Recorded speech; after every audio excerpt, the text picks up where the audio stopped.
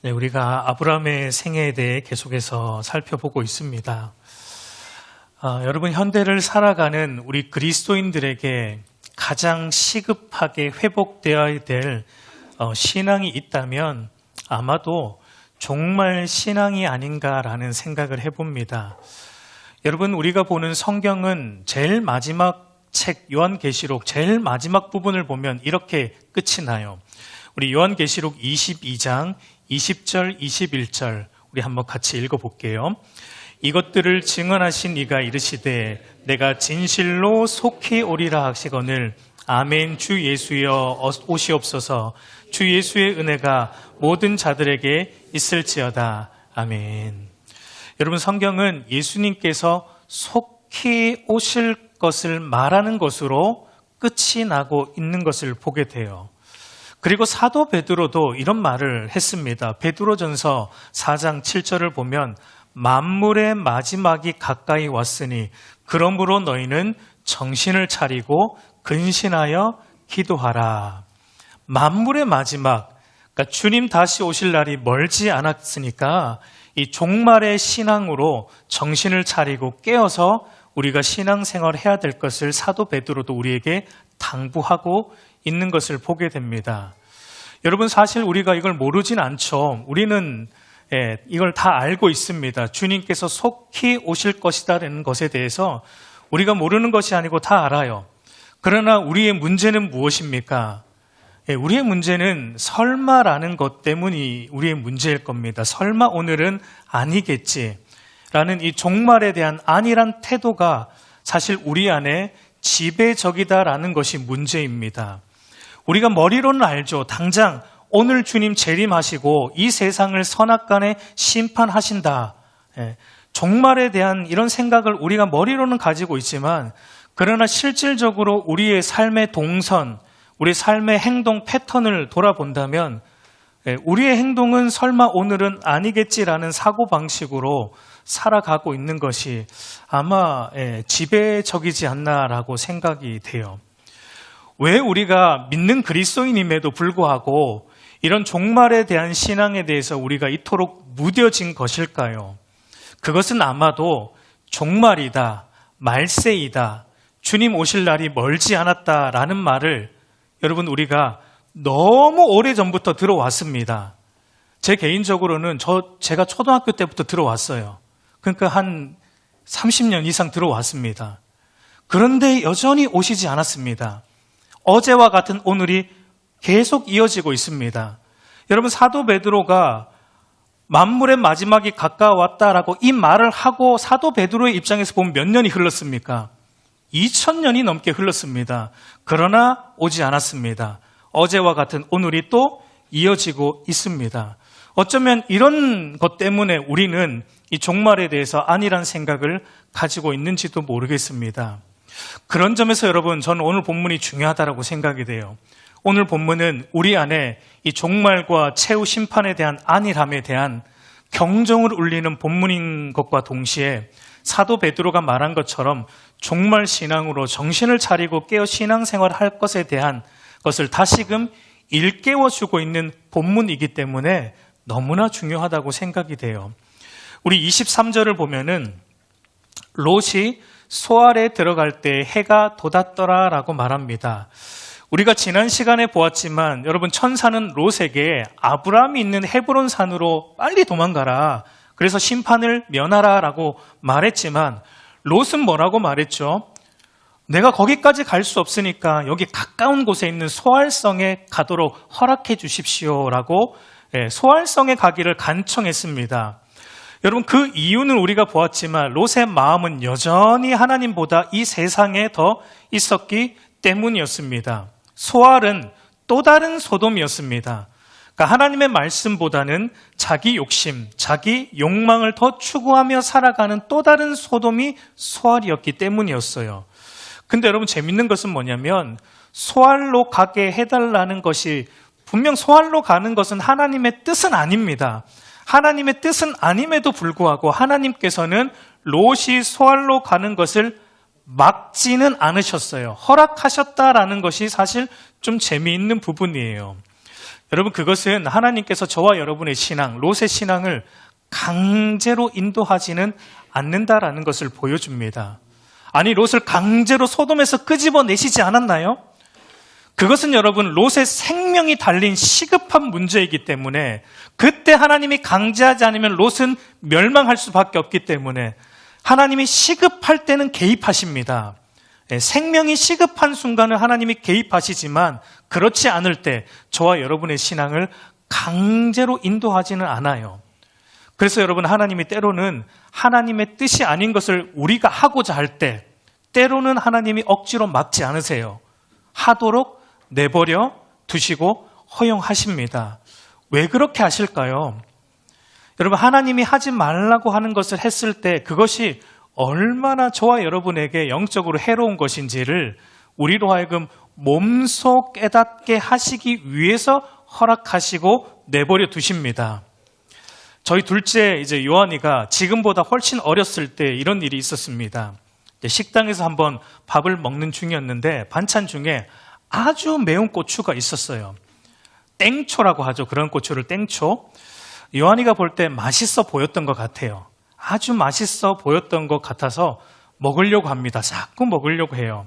그래서 제가 처음에는 강제로 못 먹겠습니다. 너의 소견으로는 먹으면 맛있을 것 같아 보이지만 아버지의 소견으로는 먹으면 큰일 날 것 같은데 라는 것으로 강제로 처음에는 못 먹겠어요. 그럼에도 불구하고 어리니까 계속 떼를 쓰죠. 먹어보겠다고, 맛있어 보인다고. 제가 어떻게 했을까요? 말리지 않았습니다. 말리지 않았어요. 떼를 쓰기 때문에 말리지 않았습니다. 허용을 했습니다. 내버려 두었습니다. 어떻게 됐을까요? 한 입 베어 물더니 울고불고 난리가 났습니다. 입이 벌써 부풀어 오르기 시작했습니다. 얼마나 매웠던지. 그런데 여러분, 중요한 것은요, 그 뒤로는 다시는 고추를 쳐다보지도 않습니다. 먹으라고 줘도 안 먹습니다. 다시는 손도 안 댑니다. 몸소 배운 거예요. 몸소 배운 것입니다. 하나님의 뜻이 아님에도 불구하고 하나님께서 우리로 하여금 억지로 막지 않고 우리가 하려고 할 때 내버려 두시는 데는 그런 의도가 있다는 걸 아셔야 돼요. 그것이 하나님의 뜻이 아니에요. 내가 하니까 하나님의 뜻인가? 아니에요. 하나님 뜻 아니에요. 그것이 얼마나 우리에게 영적으로 해로운 것인지 우리로 하여금 몸소 배우게 하시기 위해 롯을 소알로 가는 것을 하나님은 허용하시는 거예요. 그래서 여러분, 소알로 간 롯이 결국은 어떻게 됩니까? 오늘 읽지는 않았지만 우리 19장 30절을 보면 롯이 소알에 거주하기를 어떻게 했다고요? 두려워하여 두 딸과 함께 소알에서 결국은 어떻게 합니까? 나옵니다. 롯은 생각했습니다. 소알로 가면 헤브론이 아니라, 하나님이 가라고 한 헤브론 산이 아니라 내가 가고 싶은 소알로 가면 다 문제가 해결될 것 같아. 소알로 가면 다 잘 될 것 같아. 내가 보기에 소알은 완벽한 땅이야. 소돔에서 벗어날 수 있는 유일한 땅은 소알이야 라고 소알로 생각하고 들어갔는데, 들어가 보니까 그 소알이 어떻습니까? 두려운 땅이에요. 두려운 땅이에요. 결국은 거기서 못 살고 뛰쳐나옵니다. 롯이 몸소 배운 것입니다. 하나님께서 소알로 가지 말라고 하시고 헤브론으로 가라고 하신 데는 여러분, 그럴 만한 이유가 있다라는 것을 롯은 몸소 배운 거예요. 여러분, 하나님께서 저와 여러분에게도 마찬가지예요. 하나님께서 성경을 통해, 말씀을 통해 우리에게 이렇게 하라고 하신 데는 이유가 있습니다. 우리의 이성과 지혜로 다 이해 못할지라도 하나님께서 하라고 하신 것에는 우리를 향한 하나님의 선한 의도가 분명히 있습니다. 그러므로 여러분, 하나님께서 하라고 하신 것은 무조건 하세요. 무조건 순종하세요. 거기에 하나님, 제 생각은 이게 더 좋을 것 같은데요. 하나님, 제가 볼 때는 헤브론이 아니고 소알인데요. 라는 우리의 소견을 덧붙일 필요가 조금도 없어요. 여러분, 하나님은 모든 만물의 주권자이십니다. 여러분 믿습니까? 여러분, 우리 인생의 문제는요, 하나님이 하라고 하는 것을 안 해서 생기지, 하나님이 하라고 하는 대로 하면은 아무런 문제가 없습니다.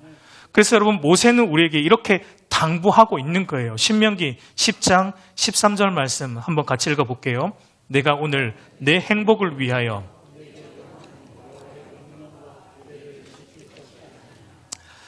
여러분, 모세가 뭐라고 당부합니까? 여호와께서 명령하신 규례를 지켜 순종하면은 그것은 너희의 무엇이다라고 말합니까?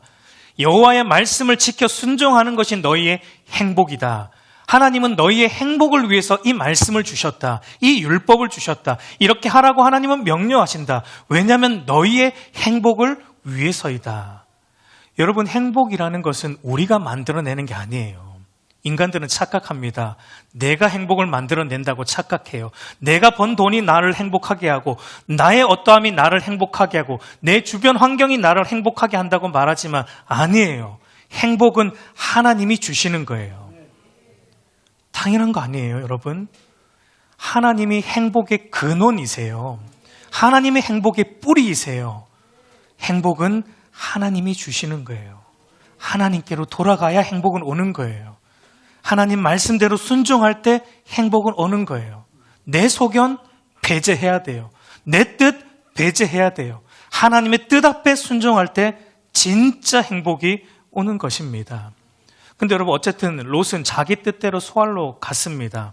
근데 여러분, 오늘 성경은 롯이 소알에 들어갔을 때 어떠했는지를 자세히 우리에게 이제 기록해 주고 있는데, 롯이 소알에 들어갔을 때 해가 돋은 화창한 날이었다라는 것을 우리에게 성경은 보여주고 있어요. 23절을 다시 보면 롯이 소알에 들어갈 때 해가 돋았더라. 여러분, 성경이 왜 이렇게 표현하고 있을까요? 우리가 여기서 눈여겨봐야 될 표현은 해가 돋았더라라는 표현입니다. 롯이 소알로 들어갔는데 그날 해가 돋았습니다. 해가 돋았다라는 것은 날씨가 어땠다는 겁니까? 화창했다는 거죠. 오늘처럼 날씨가 화창했고, 그 말은 다르게 말하면 누구도 종말이 올 것이라는 생각을 하지 않은 그런 날이었다는 의미입니다. 그런데 해가 화창하게 돋았다라고 말하고 나서 성경이 바로 이어서 무엇을 말하고 있는지 한번 보십시오. 24절과 25절 같이 읽겠습니다. 여호와께서 하늘 곧 여호와께로부터 유황과 불을 소돔과 고모라에 비같이 내리사 그 성들과 온들과 성에 거주하는 모든 백성과 땅에 난 것을 다 엎어 멸하셨더라. 여러분, 성경이 너무 재밌지 않습니까? 해가 돋은 화창한 날을 언급하고 난 다음에 바로 무엇을 말하죠? 해가 돋은 화창한 날이었던 그 하늘에서 뭐가 떨어지고 있습니까? 유황과 불이 떨어지고 있습니다. 해가 돋은 화창한 날, 그 누구도 심판이 올 것이라고 생각하지 않은 그때에 하늘로부터 하나님께서 유황과 불을 소돔과 고모라에 비같이 내리게 하셨고, 소돔과 고모라의 모든 것들을 다 엎어 멸하셨다라는 것을 성경은 우리에게 말하고 있어요. 여러분, 성경이 우리에게 무엇을 말하고자 함입니까? 종말과 최후 심판의 돌연성이에요. 돌연성.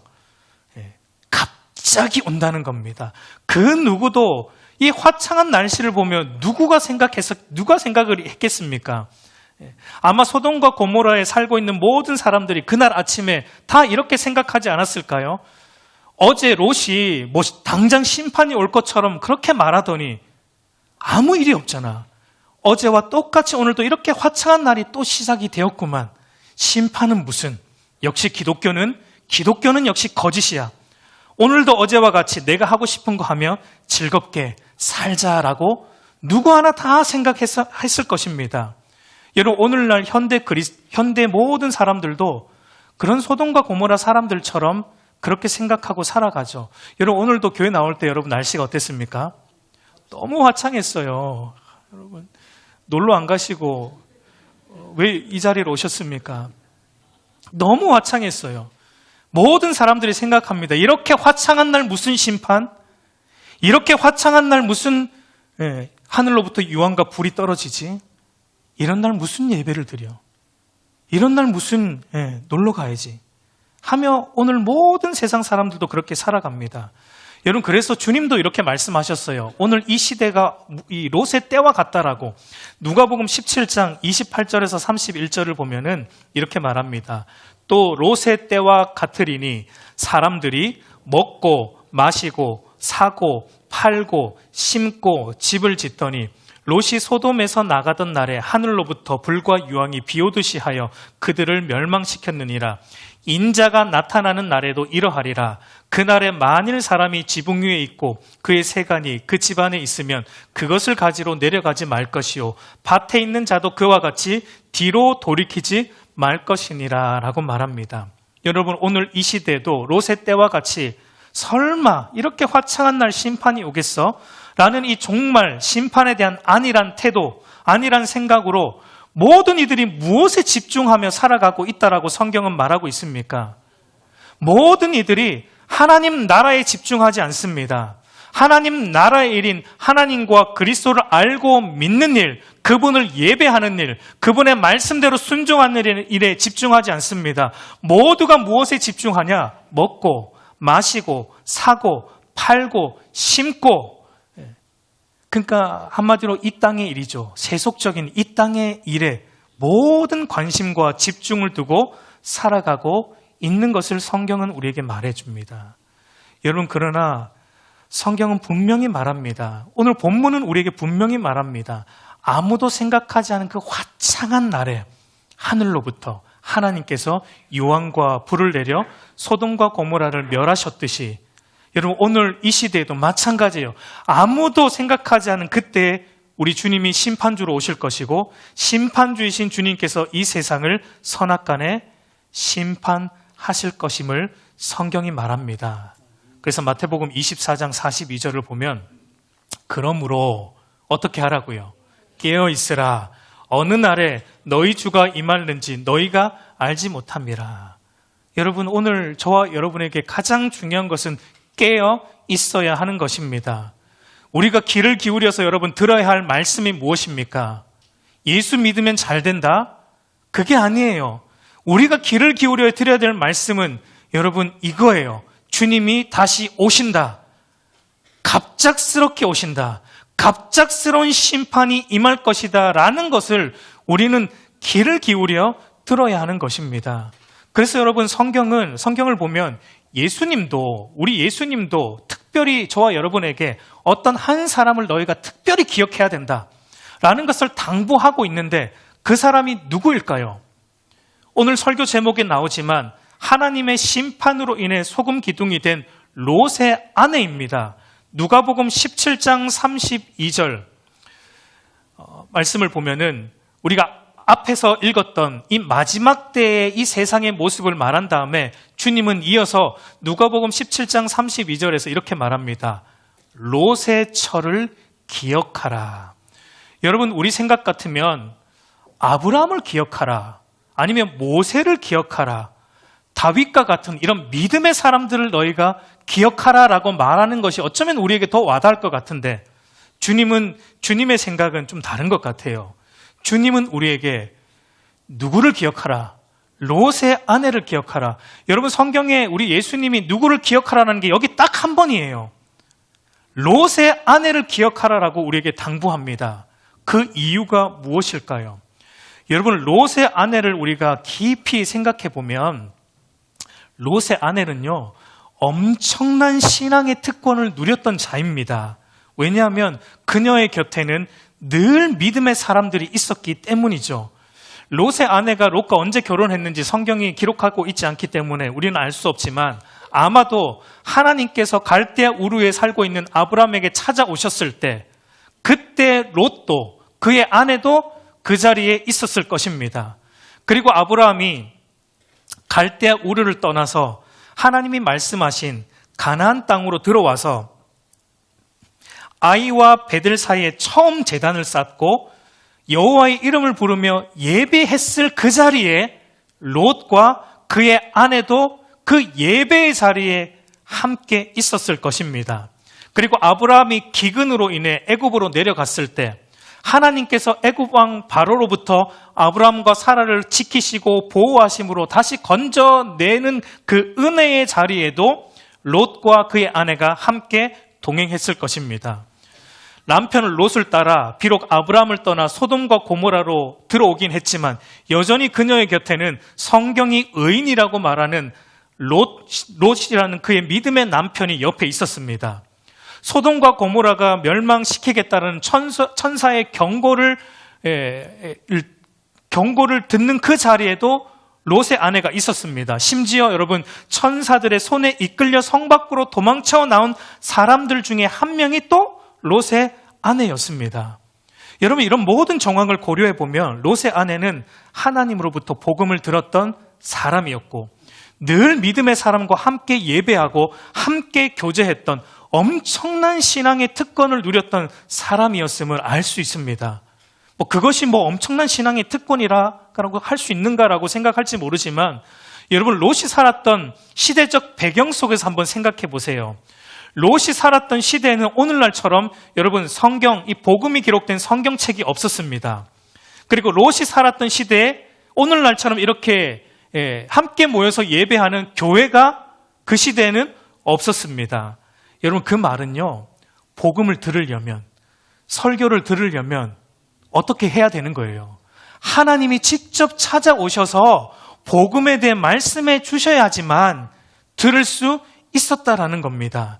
그러니까 그런 시대적 배경 속에서 볼 때 롯이 누렸던 신앙의 특권은 아무나 누릴 수 있는 특권이 아니었다라는 것을 의미합니다. 수백만 명 중에 한 명꼴로 누릴 수 있을까 말까 하는 엄청난 신앙의 특권을 누렸던 사람이 롯의 아내였다는 겁니다. 그런데 여러분, 문제는 그런 엄청난 신앙의 특권을 누렸음에도 불구하고 롯의 아내의 삶은 어떠했습니까? 오늘 26절을 보세요.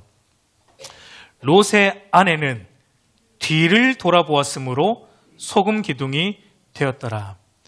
여러분, 성경은 롯의 아내의 이름도 안 나오고 그가 어떠했는지 안 나오는데 여기 딱 하나 나옵니다. 롯의 아내의 삶이 어떠했는지.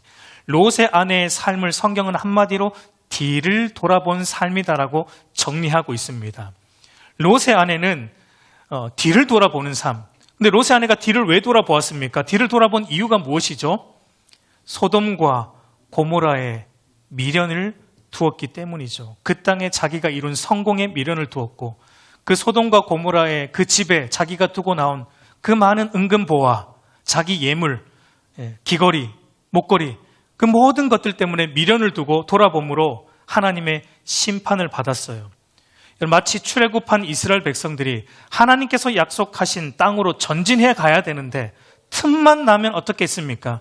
틈만 나면 다시 애굽을 돌아보면서 틈만 나면 애굽으로 가려고 했던 것처럼 롯의 아내도 믿음으로 영원한 하나님 나라로 전진해야 되는데 하나님께서 분명 천사를 통해 뒤를 돌아보지 말고 지시하는 그 땅으로 가라고 말씀하셨는데 롯의 아내도 뒤를 돌아보며 여전히 세상에 미련을 두고 세상에 그 마음을 두었기 때문에 그의 인생이 멸망으로 끝이 났다라는 것을 성경은 말하고 있어요.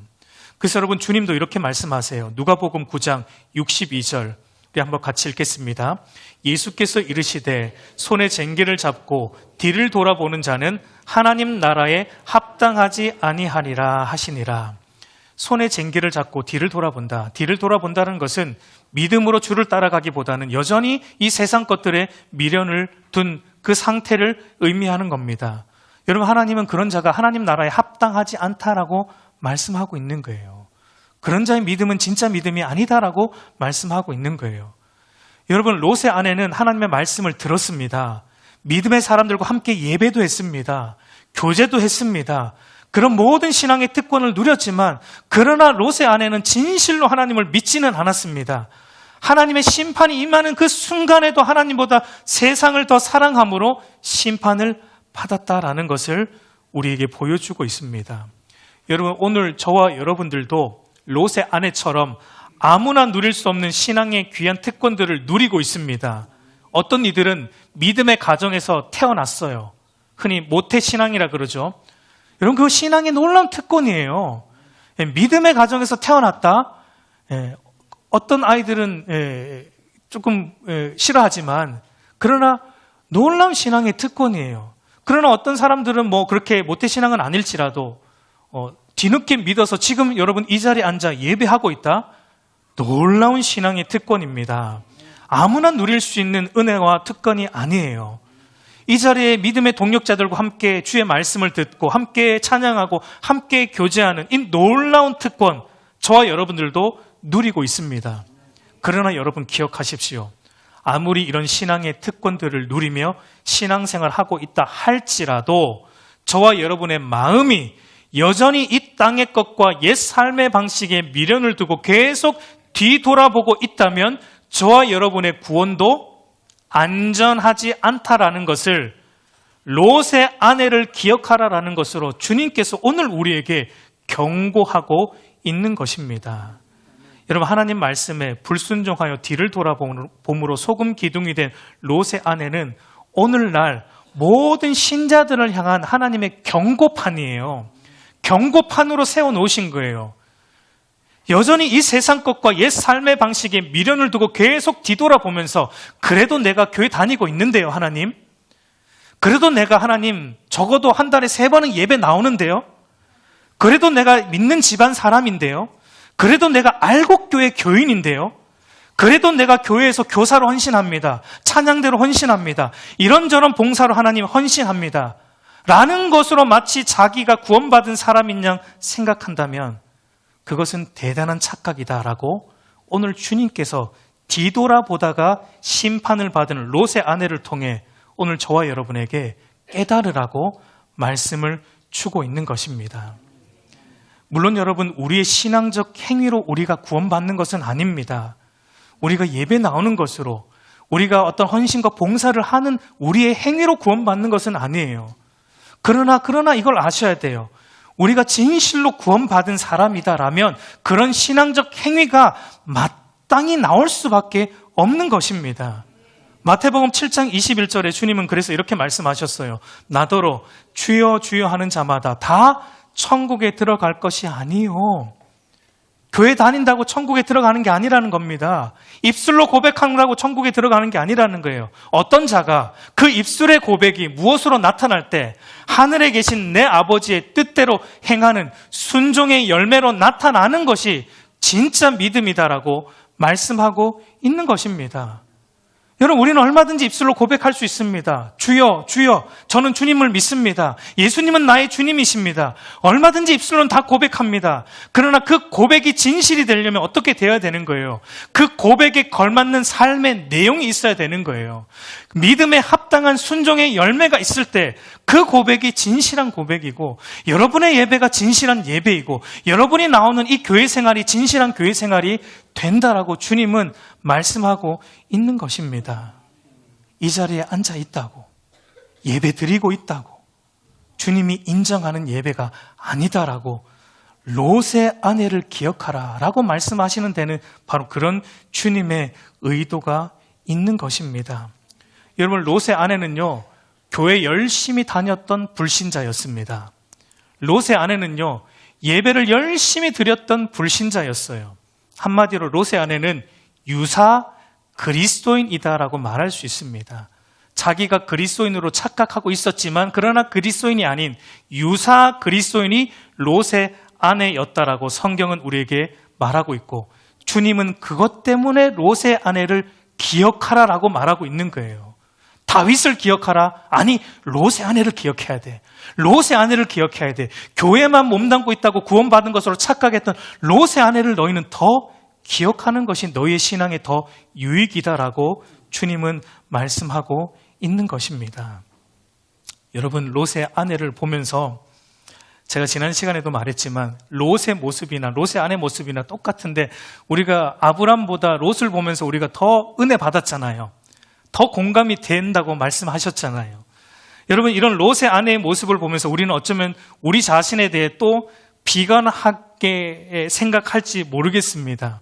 왜냐하면 제가 지금 설교하는데 여러분이 한숨 쉬는 게 보이거든요. 이런 말씀을 들으면서 또 이렇게 또 하시는 분들이 있는 게 보여요. 롯의 아내의 모습을 보면서 우리는 어쩌면 우리 자신에 대해서도 절망하게 될 것입니다. 왜냐하면 롯의 아내의 모습이나 우리의 모습이나 사실 저도 그렇지만 별 차이 없다라는 것을 우리가 늘 깨닫기 때문이죠.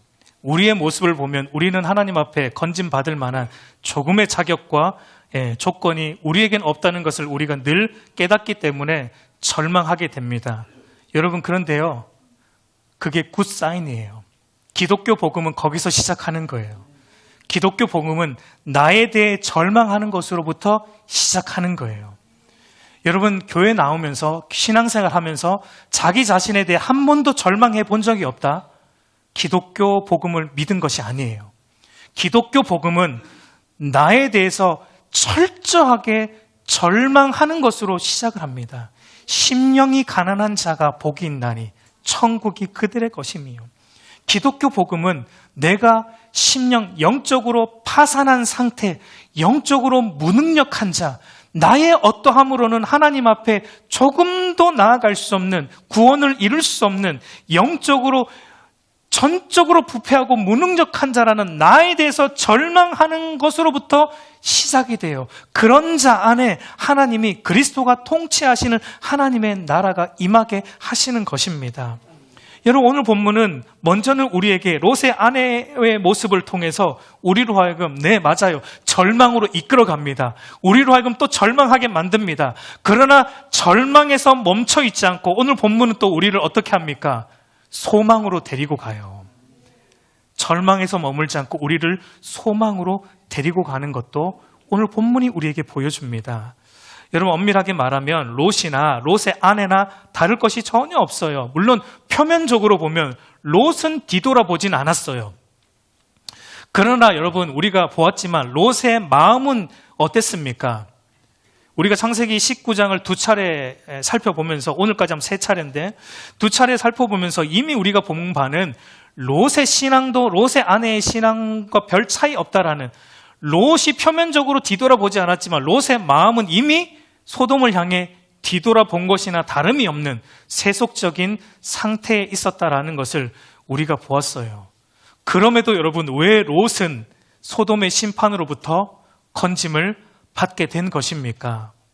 오늘 본문 29절이 그에 대해 이렇게 말을 해주고 있습니다. 29절을 보면 하나님이 그 지역의 성을 멸하실 때, 곧 롯이 거주하는 성을 엎으실 때 하나님이 아브라함을 생각하사 롯을 그 엎으시는 중에 내보내셨더라 라고 말합니다. 여러분, 소돔과 고모라의 심판에서 롯이 건짐을 받고 구원받게 된 표면적인 이유는 하나님께서 아브라함을 생각하셨기 때문이다라고 말합니다. 아브라함을 생각하셨다라는 말은 우리가 창세기 18장에서 보았듯이 아브라함의 중보 기도를 생각하셨다라는 것이죠. 아브라함이 소돔과 고모라를 위해 기도했잖아요. 악인과 의인을 함께 멸하는 것은 거룩하시고 공의로우신 하나님의 성품에 맞지 않습니다. 하나님, 소돔 땅에 있는 롯을 건져 주십시오라고 아브라함이 기도했어요. 그래서 표면적으로는 하나님이 이 아브라함의 기도를 들으시고 롯을 건져 주셨다라고 말하고 있습니다. 우리도 여러분, 누군가를 위해, 구원을 위해 이렇게 기도를 해야 돼요. 하나님이 그 기도를 들으십니다. 구원을 위해 기도해야 돼요. 믿지 않는 우리의 가족들, 믿지 않는 친척들, 믿지 않는 주변 사람들을 위해 우리는 아브라함처럼 기도해야 돼요. 하나님이 들으십니다. 1차적으로 하나님은 아브라함의 기도를 들으시고 롯을 건져주셨다고 말합니다. 그러나 여러분, 이것이 궁극적으로 우리에게 말하는 것은 무엇입니까? 궁극적으로 하나님이 아브라함을 생각하셨다라는 말은 궁극적으로 우리에게 말하는 건 무엇입니까? 아브라함은 여러분, 예수님, 오실 예수님의 예표이고 아브라함의 중보는 예수님의 중보를 예표하는 것이기 때문에 결국은 롯을 건져주신 것은 하나님이 누구를 보셨기 때문이라는 거예요. 예수님을 보시고 예수님의 중보 때문에 심판받아 마땅하지만 그 롯을 예수님 때문에 건져주셨다라고 말하고 있습니다. 이것이 여러분, 우리가 우리 모습을 볼 때 절망할 수밖에 없지만 그러나 우리가 소망을 가질 수 있는 궁극적인 이유가 여기에 있습니다. 우리의 모습을 보면 절망할 수밖에 없지만 그러나 참 하나님이시자 참 사람이신 예수 그리스도께서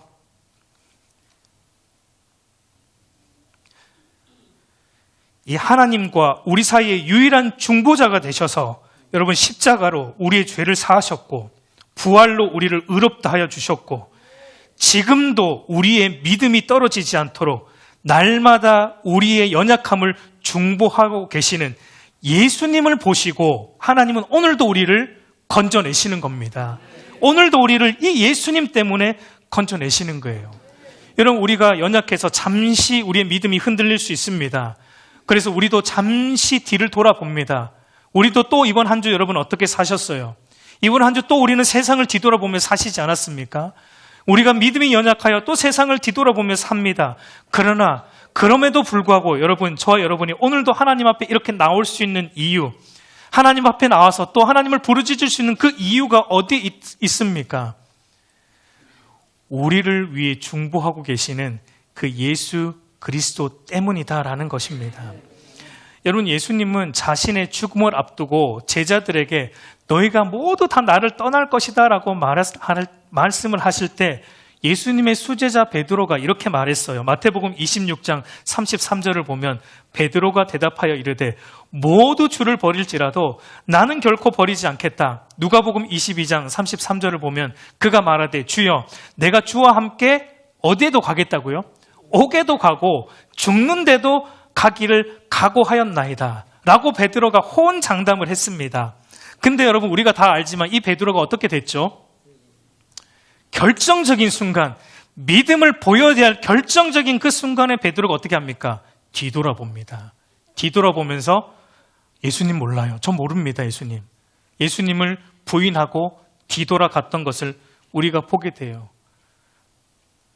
만약 제가 예수님이라면 이런 배신자 했을 것 같은데, 여러분, 예수님은 어떻게 하십니까? 그 베드로를 다시 찾아오시죠. 품어주시죠. 다시 돌이키게 하시죠. 그리고 그로 하여금 초대교회의 위대한 사도로 살아갈 수 있도록 하나님께서, 주님께서 붙들어 주십니다. 그 이유가 어디에 있습니까?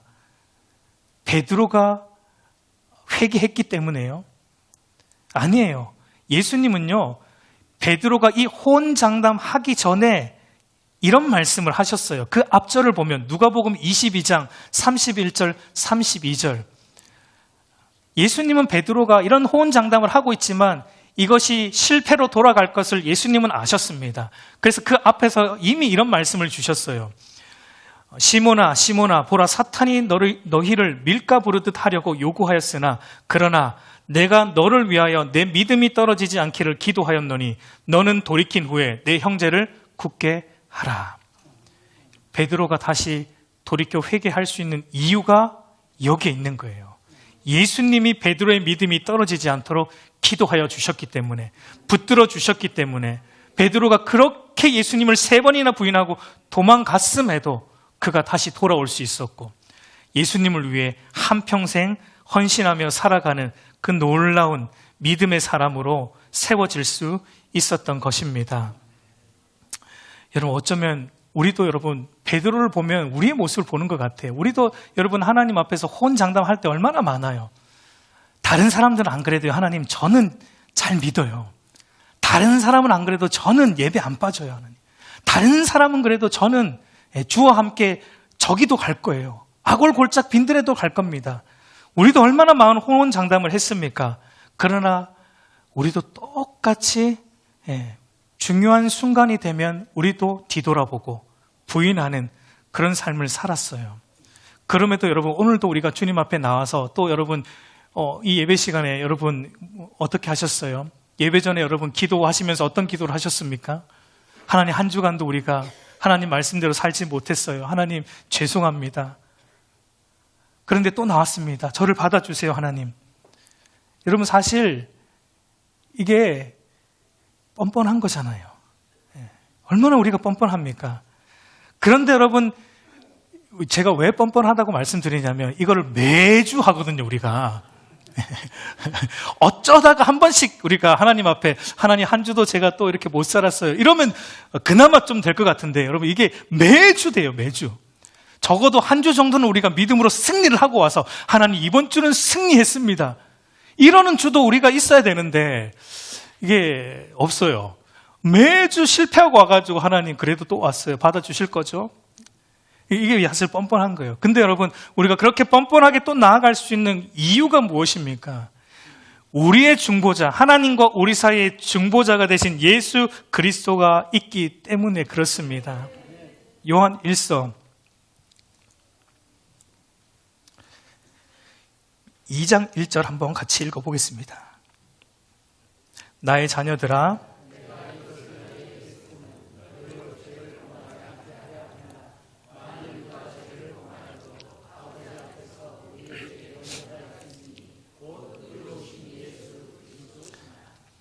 아멘. 여러분, 우리가 믿는 신자로서 우리는 죄에 대해서 사실은 죽은 자이죠. 그러나 여전히 우리 안에 연약함이 있기 때문에, 죄의 본성이 있기 때문에 우리가 또 죄를 짓습니다. 사도 요한은 우리가 죄를 범하지 않게 하려고 우리에게 이 복음이 주어졌는데, 그러나 우리가 연약하여 또 누가 죄를 범하게 되면은 그때는 누가 우리 앞에 있다라는 것을 강조하고 있습니까? 우리가 또 연약해서 죄를 범하게 될 수 있는데, 그때 우리의 이 죄악됨을 하나님 앞에서 변호해 주시는 예수님, 대언자 그리스도가 있다라는 것을 사도 요한이 말합니다. 여러분, 저와 여러분이 세상을 살며 죄를 지을 때 여러분, 하늘에서는 어떤 일이 일어나고 있는지 아십니까? 하늘에서는 하늘 법정에서 법정 공방이 이루어지고 있다는 걸 여러분이 한번 생각하셔야 돼요. 우리가 이 땅에서 살다가 죄를 지을 때 하늘에서 먼저 우리의 죄에 대한 고발자 사탄이 하나님 앞에 고발합니다. 하나님, 저 인간 보세요. 또 죄를 지었습니다. 그런데도 저 인간 구원하실 겁니까, 하나님? 죄인입니다. 똑같은 죄를 또 짓고 있습니다. 회개해놓고 또 짓습니다. 얼마 전부터 새로운 죄가 하나 더 추가되었습니다, 하나님. 죄에 대한 증거가 차고 넘칩니다. 라고 사탄이 하나님 앞에 우리의 죄에 대해 고발합니다. 이 사탄의 고발을 들으면 우린 지옥 가야 돼요. 근데 여러분, 그때 누가 등장하시죠? 우리의 대언자 그리스도가 그때 하나님 앞에 서십니다. 그리고 이렇게 말합니다. 하나님, 맞습니다. 그는 여전히 제 가운데 있습니다. 증거도 차고 넘칩니다. 그러나 제가 그의 모든 죄를 위하여 십자가에서 대신 화목제물이 되어 죽어 그의 모든 죄의 값을 지불했습니다. 또한 제가 부활함으로 그를 또한 의롭게 하였습니다. 비록 연약하여 죄 가운데 있지만 그러나 성령 하나님을 통해 그와 저는 한 몸이 되었습니다. 저의 의로움이 그의 의로움이 되었습니다. 그러니 저의 의로움을 보시고 그를 오늘도 받아 주십시오. 예수님의 변호 승률은 100%예요. 예수님의 변호 승률은 100%입니다. 실패가 없습니다. 우리가 오늘도 하나님 앞에 받아들여지는 이유는 거기에 있는 거예요. 그래서 사도 바울은 이렇게 말하고 있어요. 로마서 8장 33절, 34절 한번 같이 읽어보겠습니다. 누가 능히 하나님께서 택하신 자들을 고발하리요.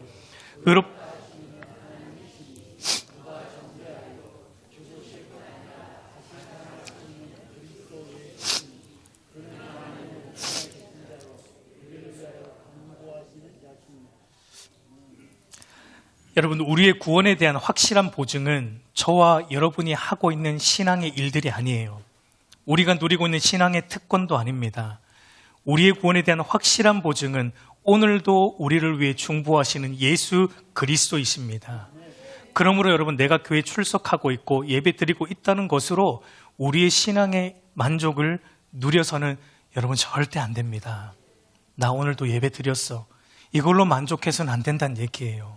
내가 진실로 예수 그리스도를 믿고 있는가 돌아봐야 돼요. 예수 그리스도의 주되심 앞에 내가 진실로 굴복하고 있는가 돌아봐야 돼요. 내가 그리스도의 말씀대로 살아가고자 신앙의 몸부림을 매 순간 치고 있는가. 여러분, 이게 중요한 거예요. 내가 교회 출석하고 있다? 물론 나와야 되죠. 그러나 이것으로만 만족해서는 안 된다라는 것입니다. 그게 롯의 아내를 기억해야 될 이유입니다. 여러분, 그래서 롯의 아내를 기억하면서 우리가 이 교회 출석하고 신앙생활하는 이것에 의존하지 않고 우리 그리스도만을 의존하는, 중보자 그리스도만을 의존하는 신자는 이제 세상을 어떻게 바라보며 살아가게 됩니까? 27절과 28절을 보면은 아브라함이 그 아침에 일찍이 일어나 여호와 앞에 서 있던 곳에 이르러 소돔과 고모라와 그 온 지역을 향하여 눈을 들어 연기가 온기간마의 연기같이 치솟음을 보았더라. 여러분, 재밌는 것은요, 롯의 아내도 소돔과 고모라를 뒤돌아 보았습니다. 근데 여러분, 아브라함도 어떻게 하고 있습니까? 소돔과 고모라를 지금 어떻게 하고 있습니까? 보고 있습니다. 롯의 아내도 소돔과 고모라를 보았고 아브라함도 소돔과 고모라를 똑같이 보았습니다. 근데 롯의 아내는 소금 기둥이 되어 심판받았고 아브라함은 심판받지 않았어요. 똑같이 보았습니다. 소돔과 고모라를. 여러분, 이게 무슨 말이냐면 보는 것 자체가 문제는 아니라는 거예요. 어떤 동기로 보느냐입니다. 롯의 아내는 소돔과 고모라를 어떤 동기로 바라보았죠? 예, 소돔과 고모라에 대한 미련으로, 하나님보다 세상을 더 사랑하는 마음으로 돌아보았고, 아브라함은 소돔과 고모라를 어떤 동기로 보고 있습니까? 연기가 옹기가마같이 올라오는 소돔. 그러니까 아브라함은 소돔과 고모라를 심판받는 땅으로 본 것이죠. 롯의 아내는 이 땅이 내가 살아갈 영원한 땅이다라는 마음으로 보았고, 아브라함은 이 땅은 심판받는 땅이다라는 동기로 보았던 이 차이가 있는 것입니다. 여러분, 성도는요, 세상을 보는 눈이 달라야 돼요. 우리는 세상 속에 살아가기 때문에 세상을 안 볼 수 없죠. 우리가 세상을 당연히 보죠. 돈을 보게 되고 명예를 보게 되고 이 세상에 있는 모든 것들을 우리 눈으로 봐야 됩니다. 안 볼 수는 없어요. 그러나 어떤 동기로 보느냐가 여러분 중요한 거예요. 성도는 그래서 눈이 달라야 돼요. 세상 사람들은 여기가 좋사오니라는 동기로 봅니다. 이 돈과 이 모든 것이 좋사오니 여기에 모든 소망이 있다라는 것으로 보지만, 그리스도인 성도는 어떤 동기로요? 이것이 전부가 아니다라는 동기로, 이 땅은 결국 멸망한다라는 동기로, 영원한 하나님 나라가 우리의 영원한 처소라는 동기로 이 땅을 바라봐야 한다라는 것입니다. 그래서 여러분, 저와 여러분들이 이 세상을 늘 보면서 살면서 우리의 눈이 어떻게 되어야 됩니까? 유황과 불의 연기가 치솟는 광경을 우리가 보아야 되고, 그래서 그 유황과 불에 타고 있는 세상의 그 연기 때문에 저와 여러분, 성도의 눈은요, 매워져야 돼요. 그러니까 세상을 똑바로 쳐다볼 수가 없습니다. 매워서. 세상을 똑바로 쳐다볼 수가 없어요. 그래서 매워서 우리는 세상을 보다가도 어떻게 되는 것입니까? 세상을 보다가도 매워서 어떻게 되는 거예요? 눈을 돌이켜서 하나님을 보게 되는 거예요. 세상을 보고 있으면 눈이 매워지니까, 불타고 있는 하나님의 심판으로 불타고 있는 세상을 보면 우리의 눈이 매워지니까 우리가 눈을 돌려서 하나님을 보는 겁니다. 하나님께로 피하는 거예요. 헤브론 산으로 올라가는 거예요. 예배의 산으로, 말씀 있는 산으로, 순종의 산으로 우리는 날마다 피하고자 하는 겁니다. 세상 속에 살지만, 그래서 일주일 동안 우리가 세상 속에서 살아가지만, 그래서 이 예배의 자리를 기다려지는 거예요. 눈이 매워서 이 예배의 자리, 하나님이 있는 이 자리가 기다려져서 여러분,